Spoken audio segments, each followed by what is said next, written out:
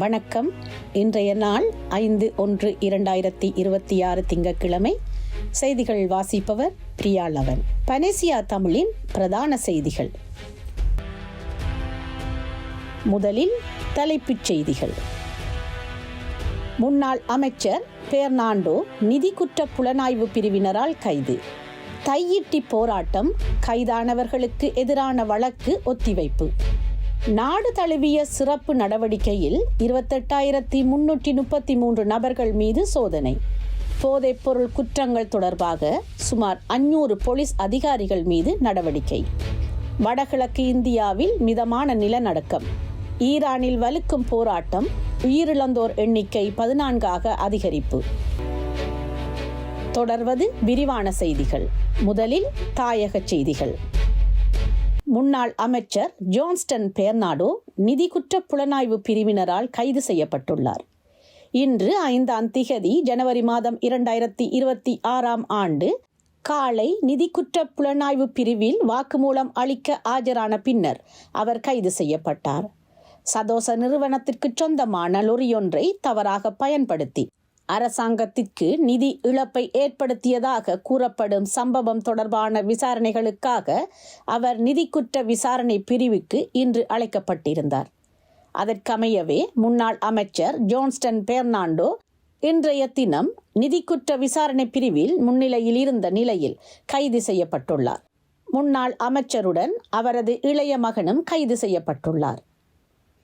யாழ்ப்பாணம் தையிட்டியில் அமைந்துள்ள சட்டவிரோத விகாரை தொடர்பாக போராடியவர்களுக்கு எதிரான வழக்கு மல்லாகம் நீதிவான் நீதிமன்றத்தினால் ஒத்திவைக்கப்பட்டுள்ளது. அதன்படி குறித்த வழக்கு விசாரணை எதிர்வரும் பிப்ரவரி 26 வரை ஒத்திவைக்கப்பட்டது. குறித்த வழக்கு விசாரணை இன்று 5 ஜனவரி 2026 மல்லாகம் நீதிவான் நீதிமன்றத்தில் எடுத்துக்கொள்ளப்பட்ட போதே வழக்கினை ஒத்திவைத்து நீதிவான் உத்தரவு பிறப்பித்தார். தையிட்டியில் அமைந்துள்ள சட்டவிரோத விகாரையான திஸ்ய விகாரைக்கு முன்பாக போராட்டம் நடத்திய போது வேலன் சுவாமிகள் உள்ளிட்ட சிலர் கைது செய்யப்பட்டிருந்தனர். யாழ்ப்பாணத்தில் மதுபோதையில் சாரதி அனுமதி பத்திரமின்றி அதிவேகமாக இலங்கை போக்குவரத்து சபைக்கு சொந்தமான பேருந்தினை செலுத்திச் சென்ற சாரதியை ஊர்காவற்றுறை போலீசார் கைது செய்துள்ளனர். யாழ்ப்பாணம் ஊர்காவற்றுறை வீதியில் அல்லைப்பிட்டி சந்திக்கு அருகாமையில் ஊர்காவற்றுறை போலீசார் வீதி போக்குவரத்து கண்காணிப்பு கடமையில் ஞாயிற்றுக்கிழமை 4 ஜனவரி ஈடுபட்டிருந்தனர். இதன்போது இலங்கை போக்குவரத்து சபைக்கு சொந்தமான பேருந்து ஆபத்தான முறையில் மிக வேகமாக வந்ததினை அவதானித்து பேருந்தினை போலீசார் மறித்து சோதனையிட்டனர். சோதனையின் போது சாரதி மதுபோதையில் இருந்தமையை போலீசார் கண்டறிந்தனர். அத்துடன் சாரதி அனுமதி பத்திரமும் அவரிடம் சாரத்தியம் செய்யும் போது இருக்கவில்லை. அதையடுத்து மதுபோதையில் சாரதி அனுமதி பத்திரம் இன்றி பயணிகள் பேருந்தினை ஆபத்தான முறையில் செலுத்திச் சென்ற குற்றச்சாட்டுகளின் கீழ் சாரதி போலீசாரினால் கைது செய்யப்பட்டார். குற்றச்செயல்கள் மற்றும் போதைப்பொருள் ஒழிப்பு நடவடிக்கையினை தடுப்பதற்காக நாடளாவிய ரீதியில் நேற்று 4 ஜனவரி நடத்தப்பட்ட சிறப்பு தேடுதலில் பல்வேறு குற்றச்செயல்களுடன் நேரடியாக தொடர்புடைய மொத்தம் 22 சந்தேக நபர்கள் கைது செய்யப்பட்டுள்ளனர். இந்த நடவடிக்கையின் போது மொத்தம் 28,333 நபர்கள் சோதனை செய்யப்பட்டதாக போலீஸ் ஊடகப் பிரிவு தெரிவித்துள்ளது. அதன்படி பல்வேறு சம்பவங்களுடன் தொடர்புடைய 263 சந்தேக நபர்களும் பிடியாணை உத்தரவு நிலுவையில் உள்ள 141 நபர்களும் கைது செய்யப்பட்டனர்.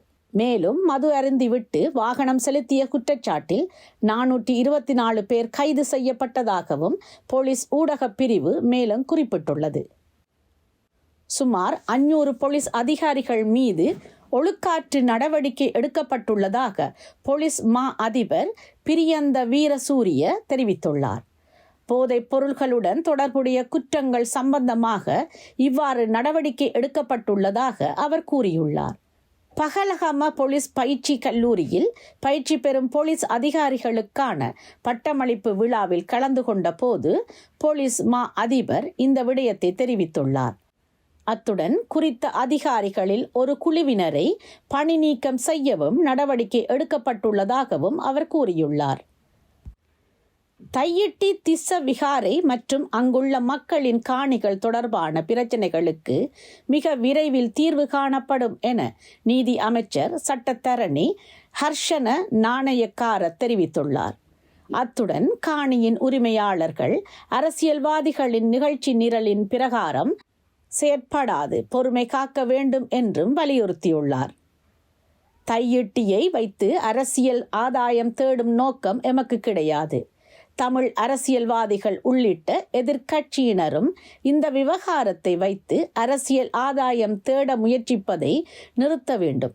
இது தையிட்டி காணி உரிமையாளர்களுக்கும் திஸ்ய விகாரையின் விகாராதிபதிகளுக்கும் இடையிலான பிரச்சினை. இதில் வேறு தரப்பினர் தலையிடுவதை தவிர்க்க வேண்டும். இந்த பிரச்சினைக்கு மேற்படி இரு தரப்புகளும் பேச்சு நடத்தி தீர்வு காண வேண்டும். இது இலகுவான காரியம். எமது அரசு இந்த விடயத்தில் ஆழ்ந்த கரிசனை செலுத்தியுள்ளது. இரு தரப்புகளும் இணக்கத்திற்கு வருவதற்கான வழிவகைகளை அரசின் விசாரணை குழு செய்யும். அத்துடன் அரசியல்வாதிகளின் நிகழ்ச்சி நிரலின் பிரகாரம் காணி உரிமையாளர்கள் செயற்படக்கூடாது என்றும் சுட்டிக்காட்டியுள்ளார். தொடர்வது இந்திய செய்திகள். வட இந்தியாவின் அசாம் மாநிலத்தில் இன்று 5 ஜனவரி மாதம் அதிகாலை 5.4 ரிக்டர் அளவிலான மிதமான நிலநடுக்கம் ஏற்பட்டதாக அமெரிக்க புவியியல் ஆய்வு மையம் தெரிவித்துள்ளது. அதிகாலை 4:17 மணிக்கு ஏற்பட்ட இந்த நிலநடுக்கத்தின் மையப்பகுதி அசாமின் மோரிகான் மாவட்டத்திற்கு அருகில் பதிவாகியதாக நாட்டில் நிலநடுக்க நடவடிக்கைகளை கண்காணிக்கும் இந்திய அரசின் நோடல் நிறுவனமான தேசிய நில அதிர்வு மையம் அதாவது NCS தெரிவித்துள்ளது. மத்திய அசாமின் மோரிகான் மற்றும் அருகிலுள்ள மாவட்டங்கள் உட்பட பல பகுதிகளில் இந்த நிலநடுக்கம் உணரப்பட்டது. இதனால் மக்கள் பீதி அடைந்தனர். மக்கள் குளிர் மற்றும் அடர்ந்த மூடுபனி சூழ்நிலைகளுக்கு மத்தியில் தங்கள் வீடுகளை விட்டு வெளியேறினர். இருப்பினும் நிலநடுக்கத்தினால் உண்டான உயிர் இழப்பு அல்லது சொத்து சேதம் குறித்த உடனடி தகவல்கள் எதுவும் இதுவரை பெறப்படவில்லை. தொடர்வது உலகச் செய்திகள். ஈரானில் பொருளாதார நெருக்கடி காரணமாக மக்கள் தெஹ்ரான் உள்ளிட்ட முக்கிய நகரங்களில் வீதிகளில் இறங்கி போராட்டம் நடத்தி வரும் நிலையில் பொதுமக்களின் இயல்பு வாழ்க்கை பாதிக்கப்பட்டது. போராட்டத்தின் போது ஏற்பட்ட வன்முறையில் சிக்கி 10 பேர் உயிரிழந்ததாக தகவல் வெளியானது. இந்நிலையில் சிகிச்சை பெற்று வந்த சிலர் இறந்ததை அடுத்து போராட்டத்தில் சிக்கி உயிரிழந்தோர் எண்ணிக்கை 14 ஆக அதிகரித்துள்ளது. பல்வேறு மாகாணங்களில் பரவிய போராட்டம் மேலும் தீவிரமடைந்தது. இதேவேளை நிலைமை மோசமானதால் மத்திய வங்கி ஆளுநரான முகமது ரெசா ஃபர்சின் தனது பதவியை ராஜினாமா செய்தார். ஒரு வாரத்திற்கும் மேலாக பொதுமக்கள் போராட்டத்தில் ஈடுபட்டு வருகிறார்கள். இத்துடன் பனேசியா தமிழின் பிரதான செய்திகள் நிறைவு பெறுகின்றது. செய்திகளை உடனுக்குடன் தெரிந்து கொள்ள பனேசியா தமிழ் நியூஸ் வலையொலியை சப்ஸ்கிரைப் செய்யுங்கள். நேரலையில் www.panesiatamil.tv என்ற இணையதளம் வாயிலாக தொலைக்காட்சியை பார்வையிடலாம்.